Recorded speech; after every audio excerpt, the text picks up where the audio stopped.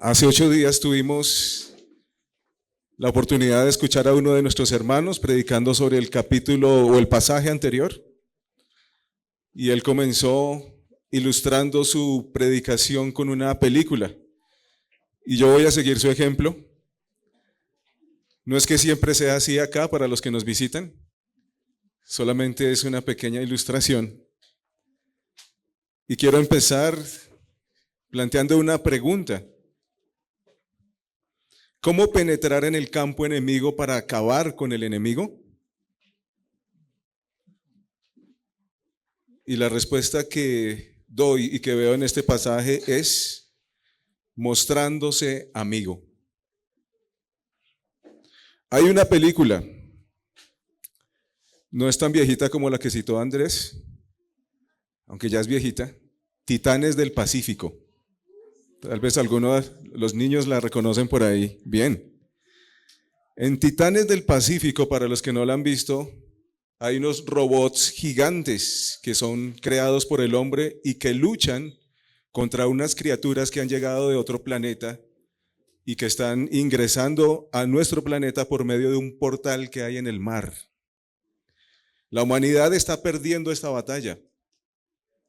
Y es que a través de ese portal están llegando criaturas cada vez más grandes y más peligrosas. La solución que encuentra la humanidad es destruir ese portal. Pero para poderlo destruir hay que entrar en el portal sin ser detectado. El problema y la dificultad es que ese portal está vigilado. Es muy difícil llegar allá. Y antes de llegar allá, las criaturas que lo vigilan, llamados Kaiju, destruyen a todo aquel que no sea como ellos. A todo el que no se parezca a ellos, que no sea como ellos, lo destruyen. Entonces parece que no hay esperanza, hasta que dos científicos encuentran la manera de entrar. Ellos descubren que el portal y sus vigilantes funcionan con un sistema de reconocimiento biológico. Entonces, este sistema abre el paso a criaturas que posean la misma estructura genética. Así que los protagonistas se van con su robot gigante hacia el portal con los pedazos, con los restos de un kaiju que previamente habían vencido, para usar esos restos como un código genético de entrada. ¿Qué pasa? Pues el portal los reconoce como amigos y entra el robot a ese lugar con su bomba atómica. Ahora, ¿qué tiene que ver esto con este mensaje? Así como los robots de esta película, Pablo debe penetrar en este pasaje en un campo hostil, en un campo que parece un campo enemigo. Como judío que es, Pablo va a tomar algo que sea familiar para los judíos, con la esperanza de ser recibido entre ellos, pero no para explotarles una bomba, sino para que el evangelio alumbre sus corazones. El mensaje que quiero dejar en sus mentes, en sus corazones, a través de la palabra del Señor, mis queridos hermanos y amigos, es que extendamos gracia y paciencia por la unidad en Cristo. Extendamos gracia y paciencia por la unidad en Cristo y vamos a verlo de dos maneras. En primer lugar, cediendo nuestros derechos. Y en segundo lugar, soportando la ira de pecadores sobre nosotros. Vamos a nuestro primer punto, mis queridos hermanos. Extendamos gracia y paciencia por la unidad en Cristo, cediendo nuestros derechos. Del versículo 17 al 26 encontramos esto. Vemos, como lo decíamos, que Pablo, después de un viaje largo, por fin él y sus amigos llegan a Jerusalén. Posiblemente están llevando una ofrenda a Jerusalén y están buscando no solamente alentar a los hermanos que están en Jerusalén, sino también buscando la unidad entre judíos y gentiles. Del versículo 17 al 20, vemos que Pablo es muy bien recibido. Pablo les cuenta a los ancianos en Jerusalén todas las cosas que Dios había hecho por medio de su ministerio. Todas las cosas todas las iglesias que habían sido plantadas y cómo el evangelio seguía creciendo. Por su parte, Jacobo, ustedes ven que hay alguien llamado Jacobo, en el versículo 18, aparece un Jacobo. Este Jacobo es el hermano del Señor Jesucristo y es el obispo o el anciano principal de Jerusalén. Él, junto con los otros ancianos, también le dice a Pablo, entonces una reunión como que en la que se empiezan a dar cuentas y ambos están hablando de lo que el Señor ha hecho. Santiago y los ancianos le cuentan cómo hay muchos judíos que también han creído la palabra del Señor. Muchos judíos creyendo. Sin embargo, hay un asunto relevante que menciona Santiago y los ancianos con estos judíos creyentes. Y es que estos judíos son ¿qué? Son celosos guardando la ley. Todos son celosos de la ley, dice el texto. Es decir, que para ellos guardar la ley es algo importante. Bien. Este pasaje no dice que estos judíos creyeran o esperaban justificarse por medio del cumplimiento de la ley. El pasaje no dice eso, pero sí dice que era algo relevante para ellos. Era algo tan arraigado en ellos que se requería de la gracia y la paciencia para con ellos. Se necesitaría aún, mis hermanos, seguramente las cartas de Gálatas y Romanos ya estaban, pero se requería que ellos las leyeran. Y todavía se requería que se escribiera un libro más, el libro o la carta a los hebreos, para tratar todos estos asuntos y que ellos pudieran lidiar con la ley y pudieran entender el papel de la ley. Mientras tanto, los demás creyentes debían ejercer paciencia con ellos. Entonces, mientras ellos alcanzaban su madurez, era necesario tenerles paciencia. A este asunto, que ellos están lidiando con la ley, se les suma un problema, y es el problema de los rumores que les han llegado acerca de Pablo. Son rumores falsos, pero están cumpliendo un papel terrible en medio de esos judíos. Se les dice que Pablo está impidiendo prácticamente o prohibiendo que los judíos guarden la ley. Los rumores los encontramos en el versículo 21. Dice así, mire ahí en su Biblia. Se les ha contado acerca de ti, Pablo, que enseñas a todos los judíos entre los gentiles que se aparten de la ley de Moisés, diciéndoles que no circunciden a sus hijos, ni observen las tradiciones. Ese es el problema. Entonces los ancianos, en el versículo 22 al 24, como leímos, se inventan un plan para mostrarle a todos que esos rumores son falsos. Versículos 22 al 24, leámoslo nuevamente, a ver en qué consiste ese plan.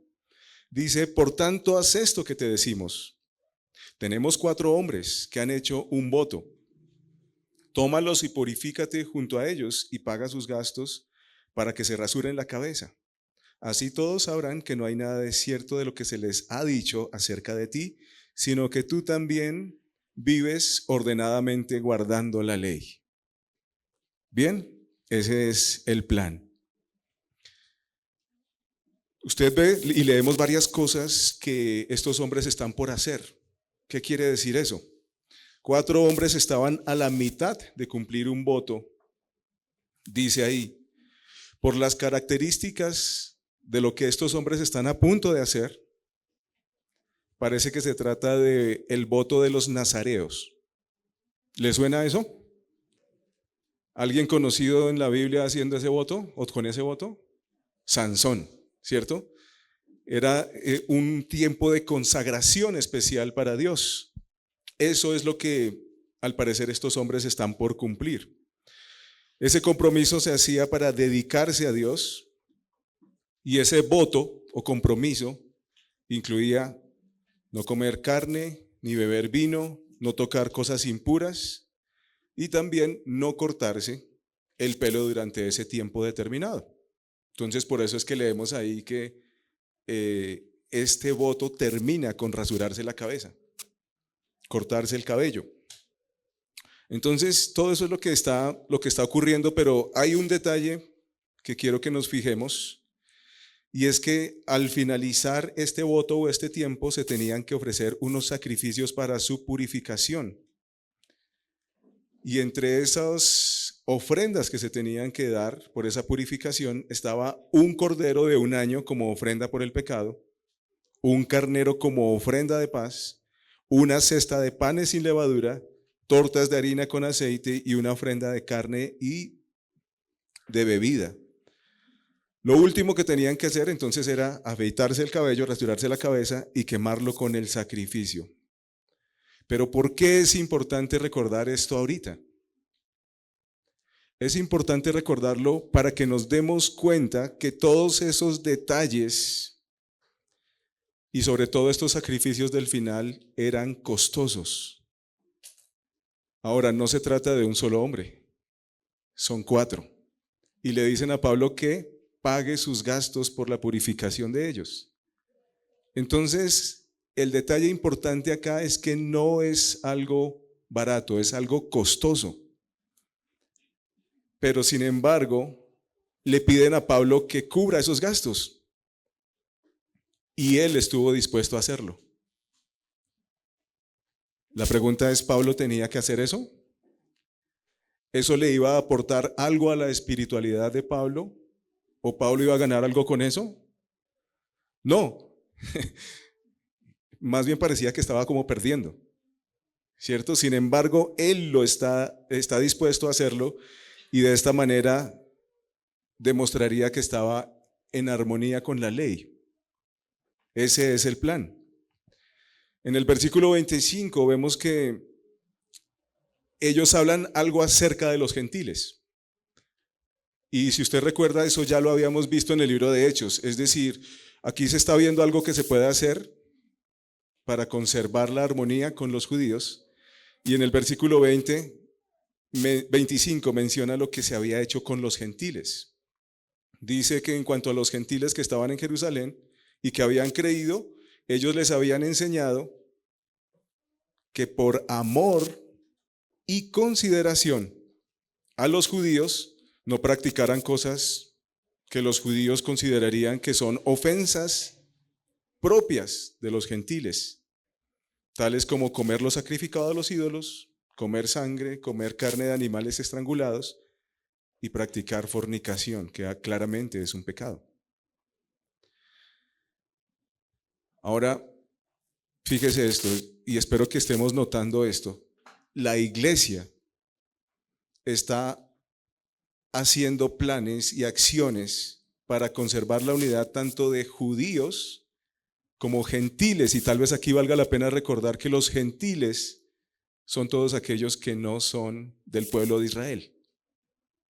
Es decir, diría que todos nosotros acá seríamos gentiles. Todo lo que está haciendo la iglesia es por la unidad tanto de judíos como de gentiles. Tanto para judíos como para gentiles. Cristo fue y es el camino al Padre, la entrada al cielo, el perdón de los pecados. Ya que nadie puede ser justificado por las obras de la ley, sino solamente por la fe en Cristo, los gentiles, es decir, todos nosotros, podemos vivir una nueva vida en la que somos llamados a extender gracia y paciencia a los que habiendo creído en Cristo todavía necesitan madurar en la fe. ¿Tiene usted algún familiar que recién creyó en el Señor Jesucristo? ¿Algún amigo? Usted va a necesitar ejercer paciencia mientras esta persona va creciendo en madurez. Y particularmente en este pasaje, entonces tenemos a muchos judíos que han creído en el Señor Jesucristo. Miles, dice el pasaje. Pero ellos todavía consideraban que tenían que guardar la ley. ¿Se da cuenta de la situación? Y entonces le piden a Pablo que haga esto, como que él pueda ser recibido y se deshagan todas esas murmuraciones y esos rumores que ha habido en torno a Pablo. Versículo 26. Entonces Pablo tomó consigo a los hombres y al día siguiente, purificándose junto a ellos, fue al templo notificando de la terminación de los días de la purificación hasta que el sacrificio se ofreciera por cada uno de ellos. Seguramente, mis hermanos y amigos, esto no fue del completo agrado de Pablo. Y tal vez no por la plata, sino porque seguramente, y como lo vamos a ver en sus cartas también, él sabe que no se necesita cumplir ninguna ley para ser justificados delante de Dios. Eso solamente es en Cristo. Pablo sabe esto, pero estuvo dispuesto a dejar a un lado sus propios deseos, sus propios puntos de vista en un asunto que ni le quitaba, ni le ponía al evangelio. Era un asunto solamente de consagración a Dios al estilo judío. Bien. Como dice el pastor Cristian, ¿están conmigo? Yo espero que alguien entre ustedes se esté preguntando, bueno, pastor, ¿y cómo podemos aplicar ese texto a nosotros? ¿Hay algún judío aquí? Tal vez no. Entonces, ¿cómo aplicamos ese pasaje a nosotros? Pues bien, mis hermanos, no estamos entre judíos, pero sí entre muchos católicos. Y a las puertas, o ya en la que se conoce como la Semana Mayor, la Semana Santa.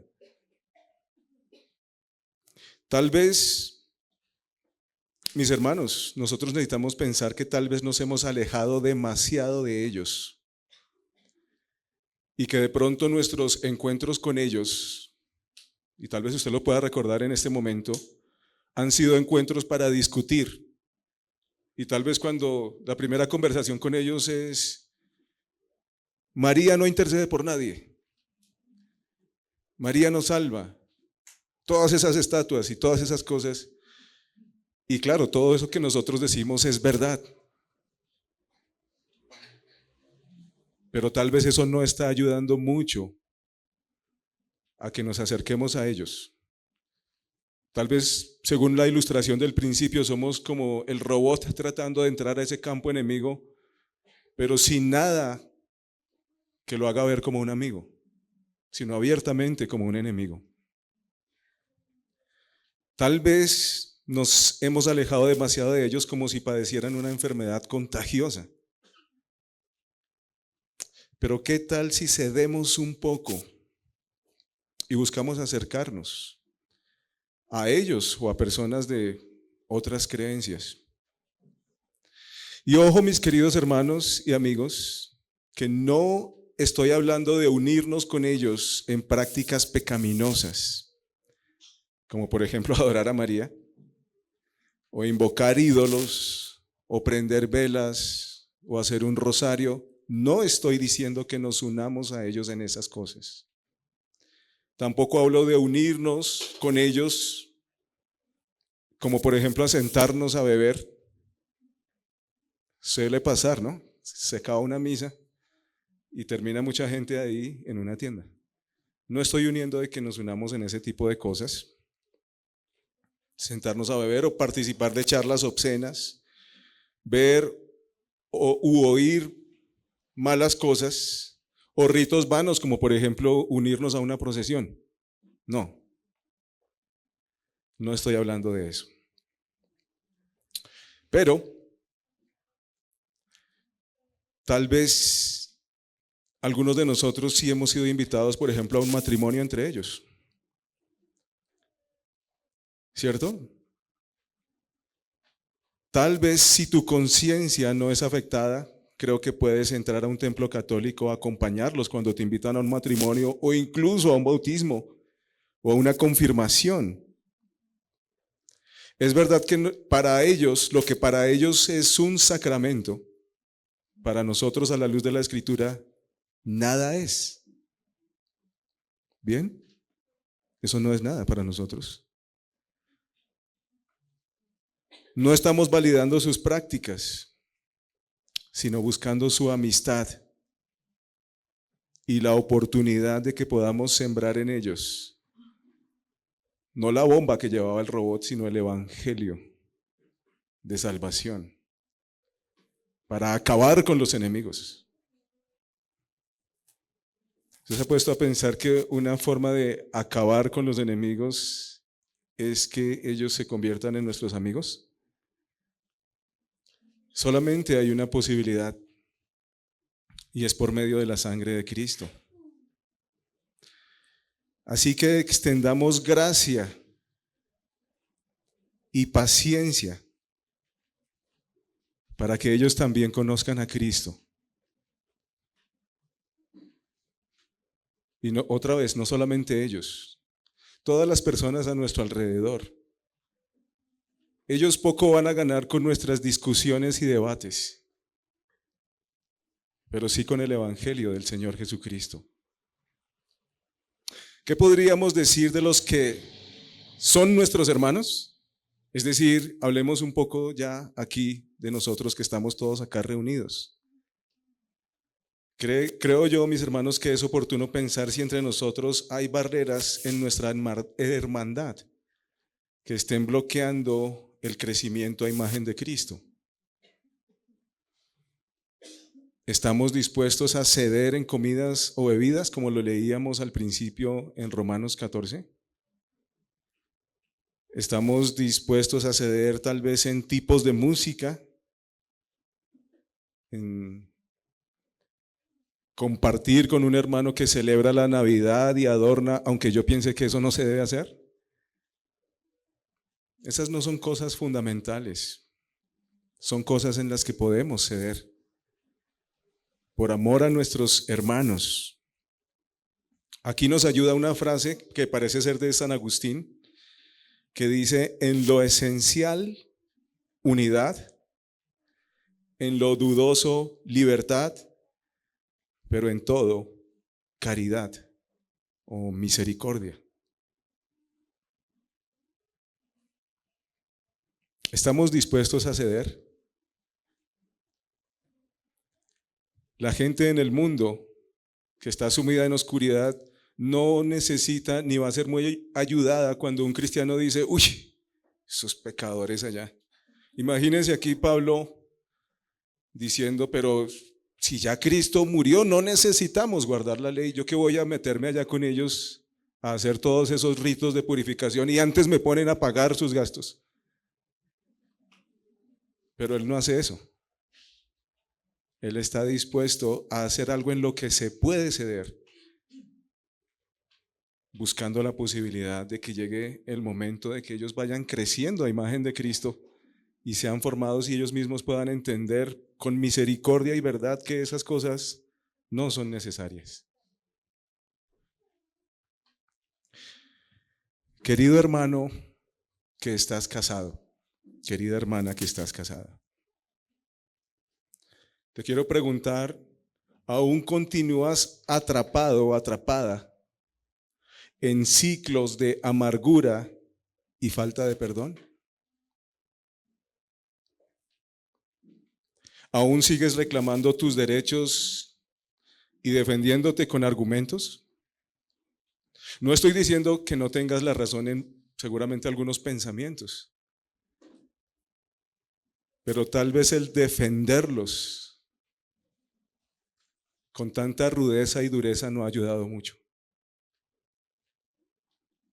¿Sigues atrapado en esos ciclos? Quiero llevarte a pensar, mi querido hermano, que estás casado, y piensa en esta pregunta. ¿No te das cuenta que si Dios hubiera esperado que nosotros cambiáramos primero para Él obrar en nosotros, si Él estuviera esperando que nosotros cambiáramos primero, nadie cambiaría y todos estaríamos condenados? Todos, absolutamente todos, condenados. ¿No te das cuenta de que si Dios te tratara como tú tratas a tu cónyuge, en vez de olvidar tus pecados, te los recordaría cada día?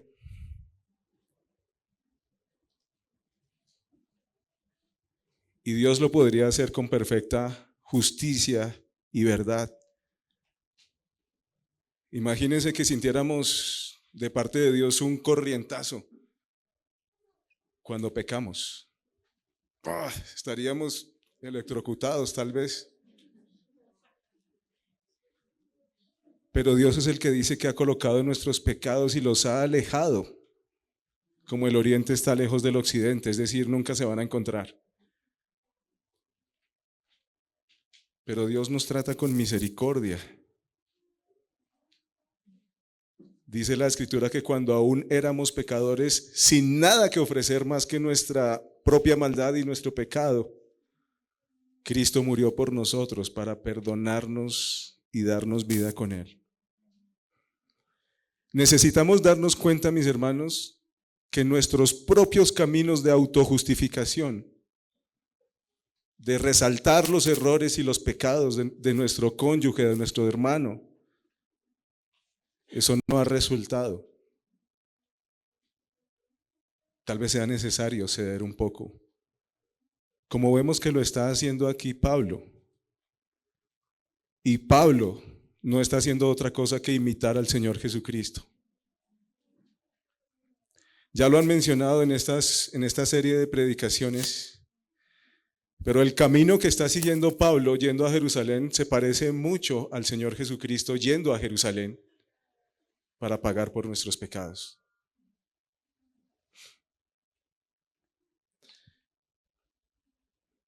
¿Estás dispuesto a ceder tus derechos mientras Cristo es formado en tu prójimo?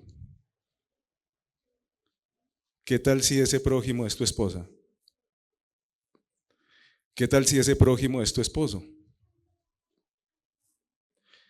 Mis queridos hermanos, por ti mismo, por mí mismo, por nosotros mismos, eso no es posible, eso de ceder y mostrar gracia y paciencia. Pero por Cristo sí lo podemos hacer. Y por eso quiero recordarte que si tú has creído en Cristo, tu identidad está en Cristo. Y puedes ser como Él. Si Cristo vive en ti, puedes extender gracia, la gracia y la paciencia que tu cónyuge necesita para crecer a la imagen de Cristo. ¿Qué esperas? Comienza hoy a mostrar gracia. Cede un poco y que esos ciclos de amargura, de pelea, de discordia se acaben. Comienza hoy. ¿Quién a tu alrededor necesita ver a Cristo? De las personas que te rodean todos los días, especialmente tu familia, ¿quién de ellos necesita ver a Cristo? Tal vez necesitas ceder un poco, mi querido hermano, mi querida hermana, sacrificarte un poco mientras les extiendes la misma gracia y la misma misericordia que Dios ha tenido contigo. Y esto nos lleva a nuestro segundo punto, porque si usted puso atención a la lectura, hay un plan que parece muy bueno y que Pablo está dispuesto a cumplir, pero no sale como esperaban. Eso nos lleva al segundo punto. Extendamos gracia y paciencia por la unidad en Cristo, soportando la ira de pecadores. De los versículos 27 al 36. Permítame leer hasta el 32. Desde el 27 dice: cuando estaban para cumplirse los 7 días, los judíos de Asia, al ver Al verlo en el templo, alborotaron a todo el pueblo y le echaron mano gritando: hombres de Israel, ayúdennos. Este es el hombre que enseña a todos por todas partes contra nuestro pueblo, contra la ley y este lugar. Además, incluso ha traído a griegos al templo y ha profanado este lugar santo. Lucas nos explica qué era lo que había pasado en realidad. Dice: pues anteriormente habían visto a Trófimo el Efesio, un gentil, con Pablo en la ciudad y pensaban que Pablo lo había traído al templo. Esto era lo que ellos se imaginaban, ellos no tenían pruebas de eso. Pablo no había metido a Trófimo al templo. Sin embargo, se alborota toda la ciudad, atrapan a Pablo y lo empiezan a golpear. ¿Qué pudiera haber en el corazón de Pablo, en los pensamientos de Pablo? Oiga, yo vine aquí a hacerme uno como uno de ellos, hasta pagarle sus gastos, y vean lo que terminó todo esto. Y no es cualquier golpiza, le están dando para matarlo. A pesar de las buenas intenciones y el costoso plan que Pablo estuvo dispuesto a llevar a cabo, las cosas no salen como esperaban y las falsas acusaciones continuaron y la violencia no se hizo esperar. Mis queridos hermanos,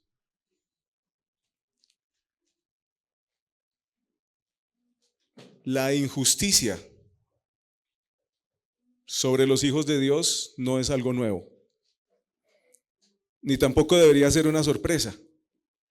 El Señor dijo que todo el que quiera vivir piadosamente en Cristo, o la palabra del Señor dice, padecerá persecuciones. Y el Señor nos advirtió que si fuéramos del mundo, el mundo nos amaría, pero como no somos del mundo, entonces el mundo nos odia, o sea que no está pasando nada raro. Los profetas fueron acusados con mentiras. El mismo Señor Jesucristo fue acusado y juzgado mediante testimonios falsos.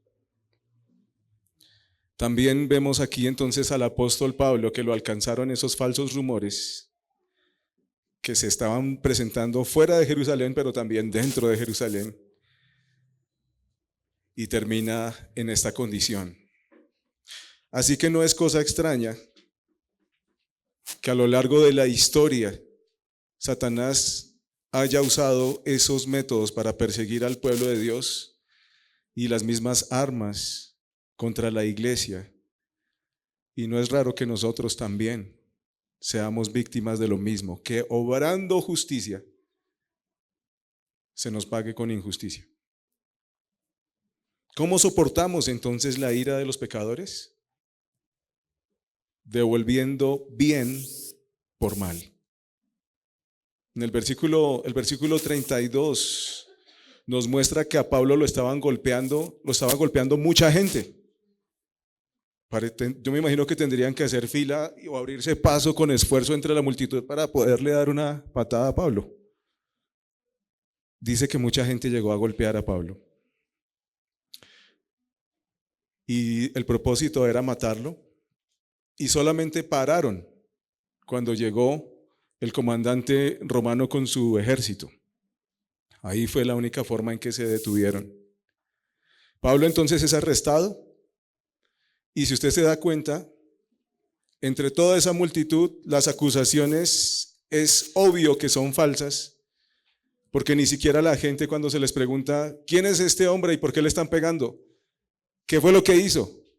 No saben responder. Unos dicen una cosa, otros dicen otra, y no pueden acusarlo.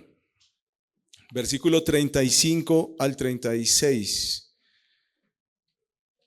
Dice que cuando Pablo llegó a las gradas, los soldados tuvieron que cargarlo por causa de la violencia de la turba, porque la multitud del pueblo lo seguía gritando: ¡muera! Mis hermanos y amigos, en medio de esas circunstancias donde la gente alrededor solo quiere que tú mueras, como lo gritan ahí, la ira, el enojo y el dolor fácilmente nos pueden llevar a desear que estas personas también mueran. ¿No le parece? Pero en este pasaje ni en los que vienen se ve alguna mala acción por parte de Pablo. No lo dice, no se ve ninguna mala reacción o venganza, sino que por el contrario se ve como paciencia con su pueblo, y eso lo vamos a ver más claramente en los pasajes que siguen. Pablo no hace nada contra su pueblo. Y aquí podemos ver que solo la gracia de Dios puede hacer la diferencia. De otra manera, nadie sería salvo. Cuando leemos un pasaje como este y nos identificamos con Pablo, pero tal vez nos llenamos de ira y quisiéramos que se ejecutara una venganza, que lloviera fuego del cielo y consumiera a todos los enemigos, necesitamos pensar que eso era lo que merecíamos nosotros. Pero Dios extendió gracia y misericordia para con nosotros. Y por eso estamos aquí. Y Él espera que demos lo mismo. Mis queridos hermanos, si nosotros no nos soportamos entre nosotros mismos, entre esposo y esposa, entre padres e hijos, entre hermanos, si en nuestras relaciones cercanas no somos capaces de extender misericordia y perdonar como Dios perdona, tampoco pensemos que estaremos preparados para extender paciencia, gracia, misericordia a otros que nos causen sufrimiento. El pecado no se puede combatir sosteniendo firmemente nuestros derechos y mucho menos nuestro orgullo.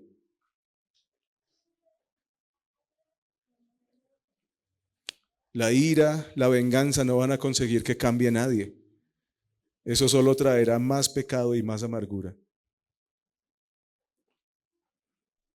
Pero el brindar la gracia de Dios en Cristo es la luz de esperanza para los pecadores que nos maltratan.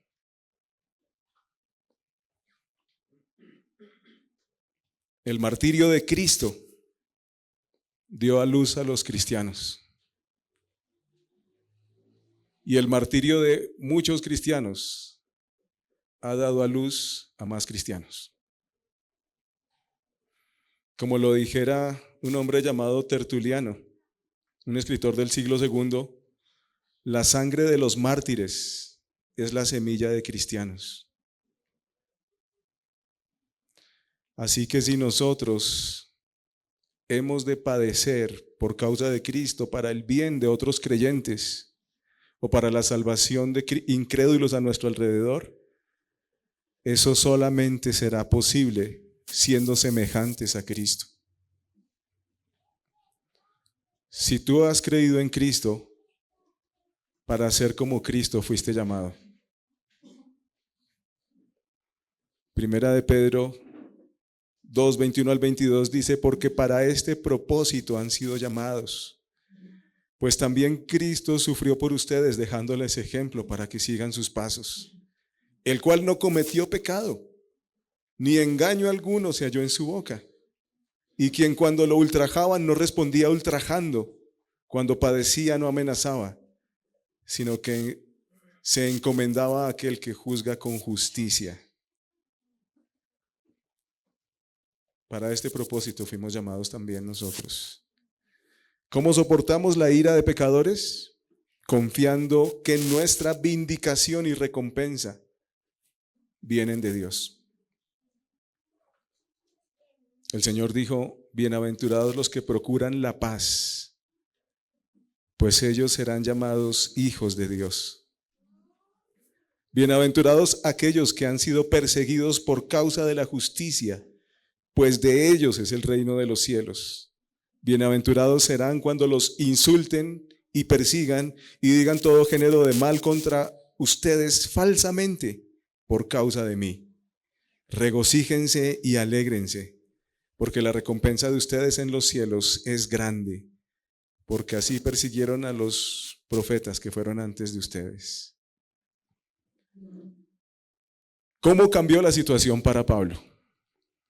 Este pasaje comienza con Pablo llegando a Jerusalén y los hermanos lo reciben con alegría, con buenas noticias, pero el pasaje está finalizando con ira por la presencia de Pablo y mucha gente deseando que muera.